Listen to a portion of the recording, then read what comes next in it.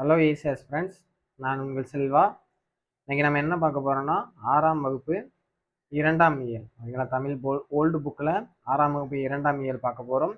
2ஆம் இயலில் முதல் பாட்டு நாலடியார் பற்றி கொடுத்துருக்குறாங்க ஓகேங்களா. ஸோ மனப்பாட பாட்டு என்ன பாட்டுன்னு பார்த்தீங்கன்னா, நாய்க்கால் சிறுவிரல் நன்கணியர் ஆயினும் ஈக்கால் துணையும் உதவாதார் நட்பெண்ணாம் செய்தானும் சென்று கொள்ளல் வேண்டும் செய்விலைக்கும் வாய்க்கால் அணையார் தொடர்பு அப்படி சொல்லி கொடுத்துருக்குறாங்க. ஸோ நாலடியார் ஏற்றுறது யாருன்னு கேட்டிங்கன்னா சமண முனிவர். ஸோ இந்த பாட்டோட பொருள் என்ன அப்படின்னு சொல்லிட்டு பார்த்தீங்கன்னா, நாயின் கால் விரல்கள் நெருங்கி இருக்கும், அதனை போல சிலர் நம்மோடு நெருங்கி இருப்பார்கள், ஆனால் அவர்கள் ஈயின் கால அளவு கூட நமக்கு உதவ மாட்டார்கள். அப்படிப்பட்டவர்கள் நட்பு நமக்கு இருந்து என்ன பயன் அப்படின்னு சொல்லிட்டு கேட்குறாங்க. அதே மாதிரி வாய்க்கால் தொலைவிலிருந்து நீரை கொண்டு வந்து வயலுக்கு பாய்ந்து விளைச்சலை கொடுக்கும். அதுபோல எவ்வளவு தொலைவில் இருந்தாலும் சில பேர் நமக்கு நன்மை தரக்கூடிய நட்பை கொண்டவர்கள் ஓகேங்களா. அத்தகைய நட்பை நாம் தேடிக்கொள்ள வேண்டும் அப்படின்னு சொல்லிட்டு இதுல சமண முனிவர்கள் சொல்றாங்க ஓகேங்களா. சில சொற்பொருள் என்னன்னு பார்த்தீங்கன்னா, நாய்க்கால், நாய்க்கால்னா நாயின் கால், ஈக்கால்னா ஈயின் கால், நன்கணியர் ஓகேங்களா. இதை பிரித்தல் என்ன, நன்கு கூட்டல் அணியர், அணியர்னா நெருங்கி இருப்பவர் அப்படின்னு சொல்லிட்டு பொருள். நெக்ஸ்ட் எண்ணாம்னா என்ன பயன் அப்படின்னு சொல்லிட்டு மீனிங்.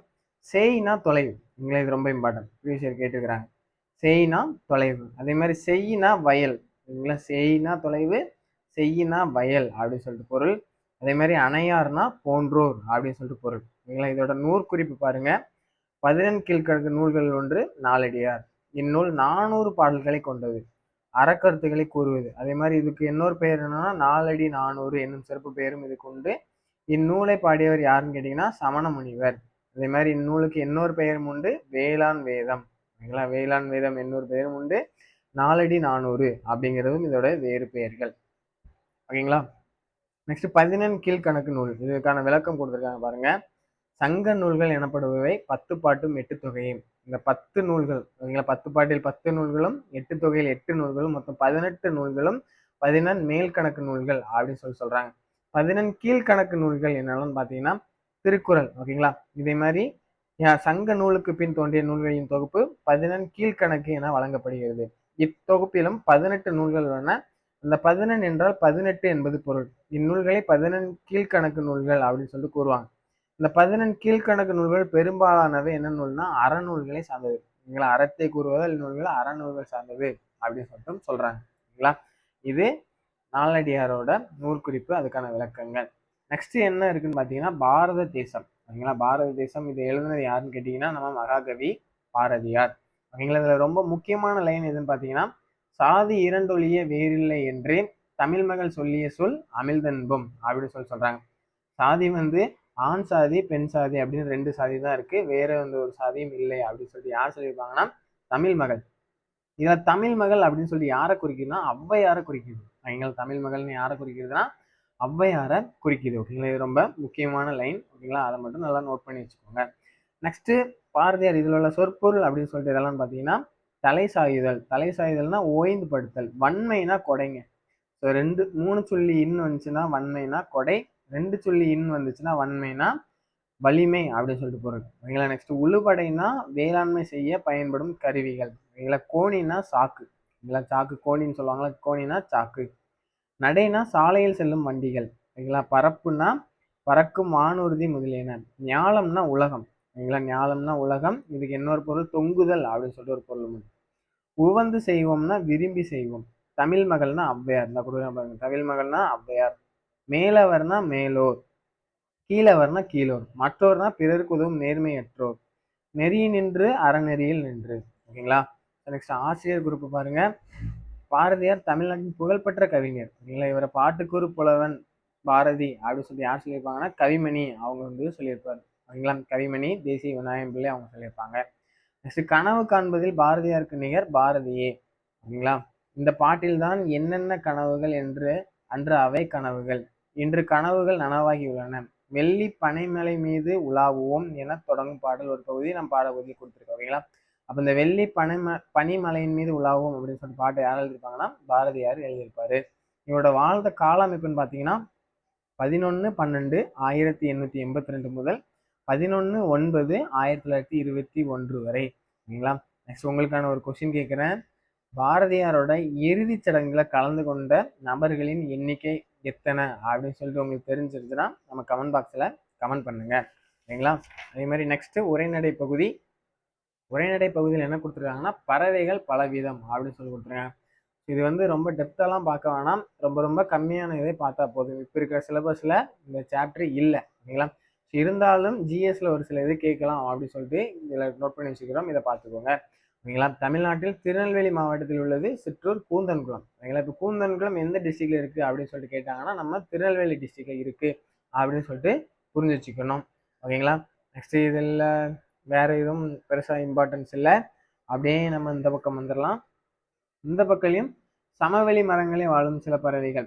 சமவெளி மரங்களில் வாழும் சில பறவைகள் இதெல்லாம் பார்த்தீங்கன்னா மஞ்சள் சிட்டு, செங்காகம், சுடலைக்குயில், பனங்காடை, தூக்கணாங்குருவி. ஓகேங்களா? இதெல்லாம் சமவெளி பகுதியில் வாழ்ற பறவைகள். இந்த பறவைகள் இடம் விட்டு இடம் நகர்ந்து போறதை எப்படி சொல்றாங்கன்னா வலசை போதல். அப்படிங்களா? இவங்க வந்து உணவுக்காகவும் இனப்பெருக்கத்துக்காகவும் இடம் விட்டு இடம் நகருவாங்க. அதை வலசை போதல் அப்படின்னு சொல்றாங்க. அந்த காலத்தில் பறவைகள் இடம் மாறுவதை வைத்து இன்றைக்கும் மழை வரும் போல் இருக்கிறதே. ஓகேங்களா? அந்த பறவைகள் இடம் மாறுவதை வச்சு இன்னைக்கு மழை வரும் அப்படின்னு சொல்லிட்டுலாம் கணிக்கிற அளவுக்கு தமிழர்கள்ட்ட அறிவு விளக்கம் இருந்திருக்கு. ஓகேங்களா? நெக்ஸ்ட் இதுல வந்து நம் நாட்டில் மற்றும் ஏறத்தாழ 2400 வகை பறவைகள் இருக்கின்றன. ஓகேங்களா? 2400 வகையான பறவைகள் நம்ம நாட்டில் இருக்கு அப்படின்னு சொல்லிட்டு சொல்றாங்க. ஓகேங்களா? இதை ஞாபகம் வச்சுக்கோங்க. நெக்ஸ்ட் வந்து தமிழ்நாட்டில் உள்ள பறவைகள் புகலிடங்கள். இது ரொம்ப ரொம்ப முக்கியங்க, அடிக்கடி கேட்பாங்க, நல்லா ஞாபகம் வச்சுக்கோங்க. எந்தெந்த புகலிடங்கள்லாம் தமிழ்நாட்டில் இருக்கு அப்படின்னு பார்த்தீங்கன்னா வேடந்தாங்கல். ஓகேங்களா? இது இப்போ செங்கல்பட்டு டிஸ்ட்ரிக்ட்ல இருக்கு. அதே மாதிரி கரிகிரினா காஞ்சிபுரம் மாவட்டத்தில் இருக்கு. கஞ்சிரங்குளம். அதே மாதிரி சித்திரங்குடி மேல் செல்வனூர் எந்த டிஸ்ட்ரிக்ட்ல இருக்குன்னா ராமநாதபுரம் மாவட்டம். ஓகேங்களா? பழவேற்காடு திருவள்ளூர் டிஸ்ட்ரிக்ட்ல இருக்கு. உதயமார்த்தாண்டம் திருவாரூர் டிஸ்ட்ரிக்ட்ல இருக்கு. வடுவூர் எந்த டிஸ்ட்ரிக்ட்ல இருக்கு கேட்டீங்கன்னா தஞ்சாவூர். ஓகேங்களா? வடுவூர் தஞ்சாவூர். கரைவெட்டி பெரம்பலூர். இப்போ வந்து இது அரியலூர் டிஸ்ட்ரிக்ட்ல இருக்கு. ஓகேங்களா? நெக்ஸ்ட் வேட்டங்குடி சிவகங்கை மாவட்டம், வெள்ளோடு ஈரோடு, கூந்தன்குளம் திருநெல்வேலி. நெக்ஸ்ட் கோடியக்கரை வந்து நாகப்பட்டினம். ஓகேங்களா? மொத்தம் 13 இருக்கு. நெக்ஸ்ட் இதுல வந்து தேவையானது வேற எதுவும் இல்லைங்க. அதே மாதிரி இந்த பக்கம் பார்த்துக்கிட்டீங்கன்னா இது பாம்பினம் உலகில் மனிதனம் தோன்றுவதற்கு 10 கோடி ஆண்டுகளுக்கு முன்பே தோன்றிடுச்சு அப்படின்னு சொல்றாங்க. ஓகேங்களா? வேலையில மனசம் தோன்றதுக்கு முன்னாடியே ஒரு 10 கோடி வருஷத்துக்கு முன்னாடியே பாம்பு இந்த உலகத்துல தோன்றிடுச்சு அப்படின்னு சொல்லிட்டு சொல்றாங்க. ஓகேங்களா? நெக்ஸ்ட் வந்து இதுல வந்து இந்தியாவில் 244 வகை பாம்புகள் இருக்கின்றனராம் அப்படின்னு சொல்றாங்க. இந்தியாவில் மொத்தம் எத்தனை வகையான பாம்புகள் இருக்காங்க? 244. இது ப்ரீவியஸ் இயர் கொஸ்டினுங்க. இது ப்ரீவியஸ் இயர்ல இந்த கொஸ்டின் கேட்டிருக்கிறாங்க. ஓகேங்களா? அதெல்லாம் ஞாபகம் வச்சுக்கோங்க. இந்தியாவில் மொத்தம் எத்தனை பாம்பு இனங்கள் இருக்குன்னா 244. மேலும் பாம்பு வகைகளில் 52 வகை வந்து பாம்புகளுக்கு மட்டும்தான் நச்சுத்தன்மை உண்டுதான். ஓகேங்களா? 52 வகை பாம்புகள் மட்டும்தான் நச்சுத்தன்மை இருக்கா, வேற பாம்பு வகைகளுக்கு நச்சுத்தன்மை இல்லை அப்படின்னு சொல்லிட்டு சொல்றாங்க. ஓகேங்களா? அதே மாதிரி இதுல பாம்பு உழவர்களின் நண்பன் அப்படின்னு சொல்லி சொல்றாங்க. இது முக்கியமான பாயிண்ட், ஞாபகம் வச்சுக்கோங்க. பாம்பு உழவர்களின் நண்பன் அப்படின்னு சொல்றாங்க. இது ஏன்னா இது எலி. இல்லை வயலை நாசம் பண்ற எலி இதெல்லாமே சாப்பிட்றதுனால பாம்பு உழவனின் நண்பன் அப்படின்னு சொல்லிட்டு சொல்றாங்க. ஓகேங்களா? நெக்ஸ்ட் இதுல முக்கியமானது இது, இதுல எதுவும் தேவையில்லைங்க. ஓகே. நெக்ஸ்ட் நல்ல பாம்பின் நஞ்சு கோப்ராக்சின் என்னும் வலி நீக்கி மருந்து செய்ய பயன்படுகிறது. அவங்கள எந்த பாம்போட நஞ்சு? நல்ல பாம்பின் நஞ்சு கோப்ராக்சின் என்னும் வலி நீக்கி மருந்து செய்ய பயன்படுது அப்படின்னு சொல்லிட்டு சொல்றாங்க. ஓகேங்களா? நெக்ஸ்ட் இது இல்லைங்க. ஓகேங்க, இது வரைக்கும் செய்யுள் உரைநடையும் முடிஞ்சு. ஓகேங்களா? நெக்ஸ்ட் வந்து இலக்கணம். ஓகேங்களா? இலக்கணத்தை பத்தி பார்க்க போறோம். மொழி அறிவும். தமிழில் உள்ள முதல் எழுத்துக்கள் மொத்தம் 30. ஓகேங்களா? அது என்ன எழுத்துனா உயிரெழுத்து 12, மெய்யெழுத்து 18. ஆக மொத்தம் 30 எழுத்துக்களை முதல் எழுத்துக்கள் அப்படின்னு சொல்றோம். உயிரெழுத்து என்னெல்லாம் பார்த்தீங்கன்னா அ, ஆ, இ, உ, ஊ, ஏ, ஐ, ஓ, ஓ, ஔ. ஓகேங்களா? இது எல்லாமே உயிரெழுத்து. அதே மாதிரி மெய்யெழுத்து 18 எழுத்துக்கள் அப்படின்னு சொல்றாங்க. இதுல உயிர்மை எழுத்துக்கள் 216. அதே மாதிரி ஆயுத எழுத்து 1. மொத்தம் தமிழ்ல எத்தனை எழுத்துக்கள் இருக்குன்னு பார்த்தீங்கன்னா 247 எழுத்துக்கள் இருக்கு. உயிர்மை எழுத்து எப்படின்னு சொல்றாங்கன்னா உயிரும் மெய்யும் சேர்ந்த எழுத்து உயிர்மை எழுத்து அப்படின்னு சொல்லிட்டு சொல்லுவாங்க. ஓகேங்களா? இதுல உயிர்மையும் சேர்ந்து 216 எழுத்துக்கள் இருக்கு. ஓகேங்களா? தமிழ் எழுத்துக்கள் 30 மட்டுமே. ஓகேங்களா? அடிப்படையான தமிழ் எழுத்துக்கள் மொத்தம் 30. அது முதல் எழுத்தும் உயிரெழுத்தும் மெய் எழுத்தும் சேர்ந்து 30 எழுத்து. குறில் நெடில் உண்டாவது எப்படி அப்படின்னு சொல்றாங்கன்னா அ, இ, உ, ஏ, ஓ ஆகிய 5ம் குறில் எழுத்துக்கள். இவை மெய் எழுத்தோடு சேரும்போது உயிர்மை குறில் எழுத்துக்கள் உண்டாகின்றன. கடல், கிளி, குரங்கு, சென்னை சொல். ஓகேங்களா? அதே மாதிரி ஆ, இ, உ, ஏ, ஐ, ஓ, ஔ 7 நெடில் எழுத்துக்கள். ஓகேங்களா? இந்த 7 நெடில் எழுத்துக்கள் மெய் எழுத்துக்களோடு சேரும்போது உயிர்மெய் நெடில் எழுத்துக்கள் உண்டாகின்றன. அது எப்படின்னா காலை, கீற்று, கடல் இதெல்லாமே உயிர்மெய் நெடில் எழுத்துக்கள். ஓகேங்களா? குறில் நெடில் வேறுபாடு அறிந்து எழுதுக. இப்போ பல் தேய்த்தேன் அப்படிங்கிறது ஒரு பொருள் தரும். அதே மாதிரி பால் குடித்தேன் அப்படிங்கிறது ஒரு பொருள் வரும். இது பல் வந்து மனித பல்ல குறிக்கும். பால் வந்து நம்ம குடிக்கிற பால் குறிக்கும். ஓகேங்களா? பாலை குறிக்கும். இந்த மாதிரி பல்லு பால் ரெண்டுக்கும் உள்ள டிஃபரன்ஸ் தான் குறில் நெடில். ஓகேங்களா? பல்லுனா குறில், பானா நெடில். இதுதான் குறில் நெடில் வேறுபாடு அப்படின்னு சொல்லிட்டு சொல்றாங்க. ஓகேங்களா? இது வரைக்கும் நல்லா பார்த்துக்கோங்க. இதெல்லாம் ரொம்ப முக்கியமானது. இந்த லைன் ரொம்ப ரொம்ப முக்கியங்க.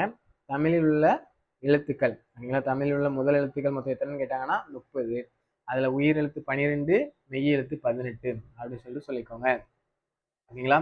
அதே மாதிரி கல்லு, காலு, குடை, கூடை. ஓகேங்களா? கல்லுனா நம்ம நார்மலா எரியிற கல்லு, காலுனா மனித உறுப்பு, குடை கூடை. ஓகேங்களா? குடைனா நம்ம மழை பெய்யும் போது வெயில் குடிக்கிற குடை, கூடைனா நம்ம பொருட்கள் வைக்கிற கூடை. ஓகேங்களா?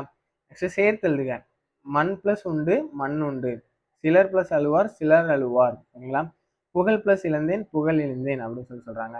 இரும்பு ஆணிகள். ஓகேங்களா? இது எப்படி பிரிக்கணும்னா இருப்பு பிளஸ் ஆணிகள். ஓகேங்களா? கொல்லருளைனா கொல் பிளஸ் அருளை. ஓகேங்களா? வேறு இல்லைன்னா வேறு பிளஸ் இல்லை அப்படின்னு சொல்லி பிரிப்பாங்க. ஓகேங்களா? சொற்களை பிழையின்றி எழுதுக. 12னா 12.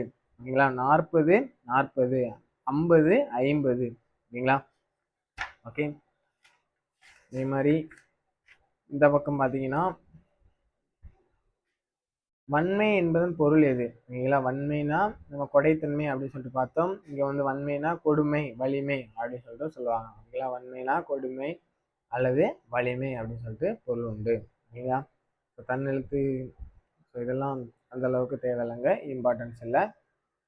நெக்ஸ்ட் வந்து இது நாலடியார் கருத்துப்படி நன்மை செய்வோர் எதனை போன்றவர்? ஓகேங்களா? வாய்க்கால் போன்றவர். தமிழ்நாட்டில் பறவைகள் புகலிடங்கள் எத்தனை உள்ளன? 13. மஞ்சள் சிட்டு எப்பகுதியில் வாழும்? சமவெளி பகுதியில் வாழும். ஓகேங்களா? கூடு கட்டி வாழும் பாம்பு எதுனா ராஜநாகங்க. ராஜநாகம் வந்து கூடு கட்டி வாழ்ற பாம்பு. ஓகேங்களா? ஓகே.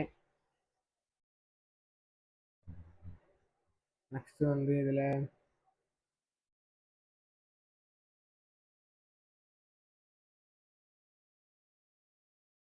இதெல்லாம் தேவையில்லைங்க.